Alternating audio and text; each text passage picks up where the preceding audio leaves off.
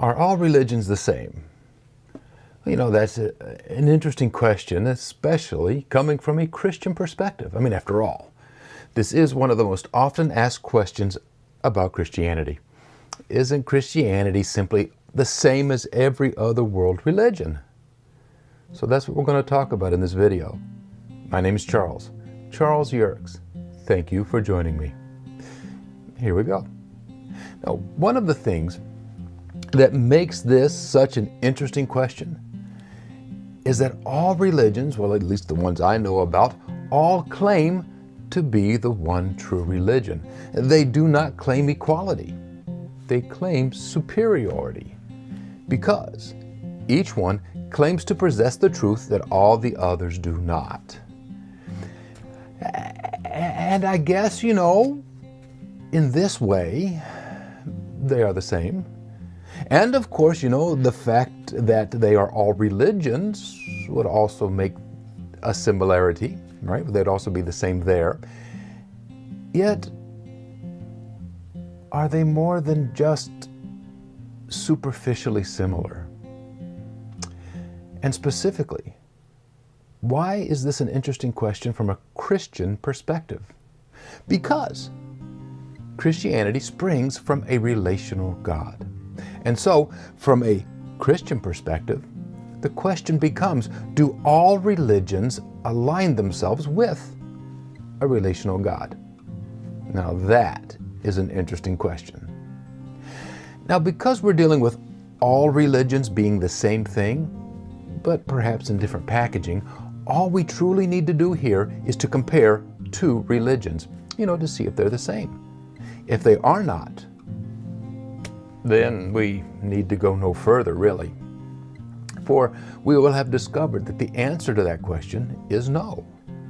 However, if two of them are similar enough that we could say they're possibly the same, you know, then we'd need to get more videos made comparing more religions, just to see if there's to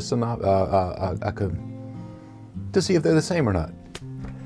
Now, the two we'll look at in this video are Christianity and Buddhism.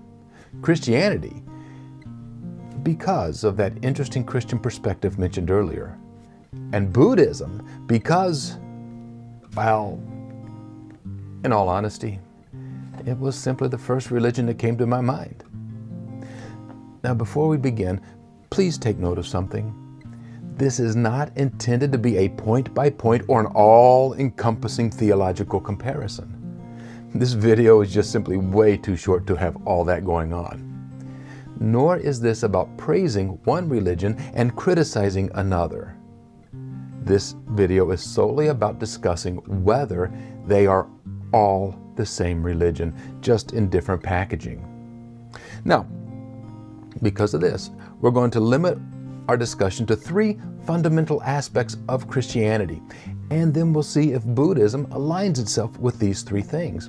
If not, well, it truly isn't the same, is it?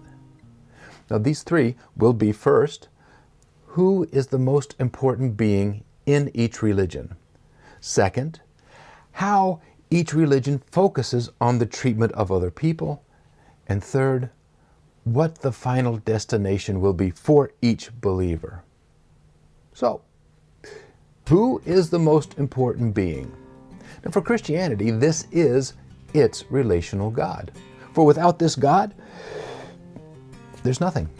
Literally nothing. There's no universe, no earth, no life, no love, nothing. And they even rely on this relational God to make a relationship with Him possible. And because of this, they also rely on this God to bring them to their final destination, which we'll get to in a moment. In Buddhism, however, the most important being is the self. Here, at least in most of the classical forms of Buddhism, there is simply no God whatsoever. There is only the self. Yourself, myself, the self. A self that is both illusionary and yet also solely responsible for its progress to enlightenment. It is a self who, through self-determination and self-will, can eventually do enough good things to pay for all past wrongs, and that is the self that can bring itself to being detached from all desires, and so attain their final destination. And again, we'll talk about final destinations in a moment. Now, this is a major difference. A relational God versus a self-centered and illusionary self. Do you like baseball? That would be strike one. Next,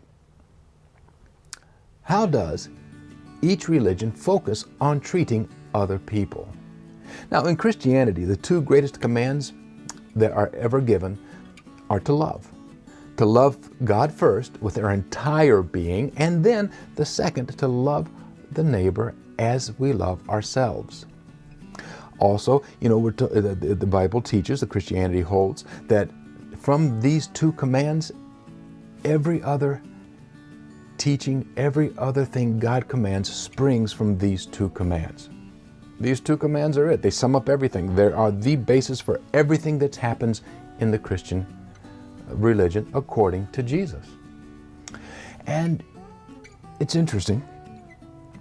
Loving others leads to engagement, it leads to community, and it leads to giving oneself to and for other people. It means to suffer with the suffering, to laugh with the joyous. It can even lead to exposing oneself to pain for the good of another person. In Buddhism, while it is most certainly expected that you treat people decently, that you do the right thing by them, the Buddhist is taught to detach themselves from both love and the other person. For the desires for both love and community are sources of suffering that must be given up if enlightenment is to be reached. So, for the Buddhist, to love is to prevent yourself from reaching your final destination. Another major difference. To love, be involved and engaged with another person, versus to be detached from all people, to withdraw from love. And if you don't think that's quite the difference, try telling that to your sweetheart. Yeah, I'm going to treat you right, but I got to remain detached and not love you so much, but I'll treat you well. Now see how that goes. Strike two. Third, what is the final destination for each believer? For the Christian, well, it is to live in constant and direct communion with their God. To live here in a special home provided by God, which is the new earth. It is also to be in the company of His family, His fellow believers in Christ, to be living joyously with them for all eternity. For the Buddhist, the destination is nirvana, which truly isn't a place at all. This destination is achieved by the believer ceasing to exist. Nirvana is non-existence. Another big difference. Now, to be eternally joyous, in constant communion with both a loving and relational God and your spiritual family, versus ceasing to exist. Ceasing to exist would preclude a person from relating to, anything really, let alone a loving and relational God. Strike three. So, in light of what we have just seen, Christianity is not the same as Buddhism. And so, not all religions are the same. Though an even more interesting question that arises from all this is this one. Is Christianity merely a religion? Or is it something more? See, because those who follow Christ are called to love God and their neighbor, it is something much more. It is primarily a relationship with a loving God that leads to a certain way of life involving certain religious practices. But it is much more than those religious practices. Now, another good question that comes from all this is, do any other religions then involve a vibrant relationship with a relational God? One who has gone out of his way to make such a relationship possible? No wonder Jesus says that others will know his followers by this, that they love one another. Well, what do you think? Please tell me in the comment section below, and also click that little gray bell, the like and the subscribe buttons, and then that little gray bell icon that pops up. It's hard to click on it before it pops up, but click on it when it pops up. That way you will be notified every time a new video is posted. Also, in the description box below, I will link to a couple of videos by Ravi Zacharias on this topic. He is always respectful of other religions, even as he is uncompromising about the differences that exist between Christianity and all other religions.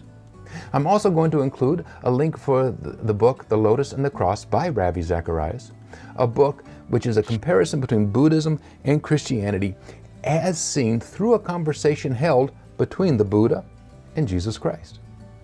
If you want to know more about the differences between these two, this is a must read.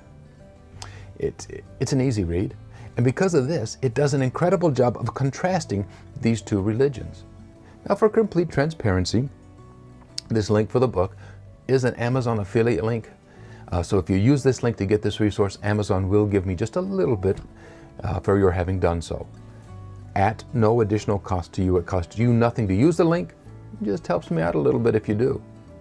Thank you. Thank you for watching, and I'll catch you next time.